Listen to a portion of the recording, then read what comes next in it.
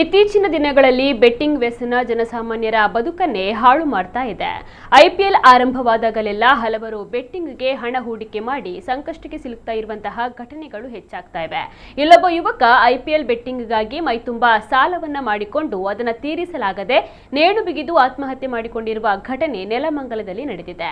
ತಮಿಳುನಾಡು ಮೂಲದ 28 ವರ್ಷದ ಶಿವಕುಮಾರ್ ಮೃತ ದುರ್ದೈವಿ ಕಳೆದ 6 ವರ್ಷಗಳಿಂದ ನೆಲಮಂಗಲದಲ್ಲಿ ವಾಸವಿದ್ದು ಕಾರ್ ಗ್ಯಾರೇಜ್ನಲ್ಲಿ ಕೆಲಸವನ್ನ ಮಾಡಿಕೊಂಡು ಜೀವನವನ್ನ ಸಾಗಿಸ್ತಾ ಇದ್ದ. ಈತ 2 ದಿನಗಳ ಹಿಂದೆ ತನ್ನ ಕೊಠಡಿಯಲ್ಲಿ ಆತ್ಮಹತ್ಯೆ ಮಾಡಿಕೊಂಡಿದ್ದಾನೆ. ಆತ್ಮಹತ್ಯೆಗೆ ಮುನ್ನ ಶಿವಕುಮಾರ್ ಸೆಲ್ಫಿ ವಿಡಿಯೋ ಮಾಡಿಟ್ಟು ನನ್ನ ಸಾವಿಗೆ ನಾನೇ ಕಾರಣ, ಬೇರೆ ಯಾರೂ ಅಲ್ಲ, ಮೈತುಂಬಾ ಸಾಲವನ್ನ ಮಾಡಿಕೊಂಡಿದ್ದೇನೆ, ಬದುಕಲು ಇಷ್ಟವಿಲ್ಲ, ನನ್ನ ಸ್ನೇಹಿತ ನನಗೆ ತುಂಬಾ ಸಹಾಯವನ್ನ ಮಾಡಿದ್ದಾನೆ ಎಂದು ಹೇಳಿ ನೇಣಿಗೆ ಶರಣಾಗಿದ್ದಾನೆ. ಈ ಸಂಬಂಧ ನೆಲಮಂಗಲ ಟೌನ್ ಪೊಲೀಸ್ ಠಾಣೆಯಲ್ಲಿ ಪ್ರಕರಣ ದಾಖಲಾಗಿದೆ.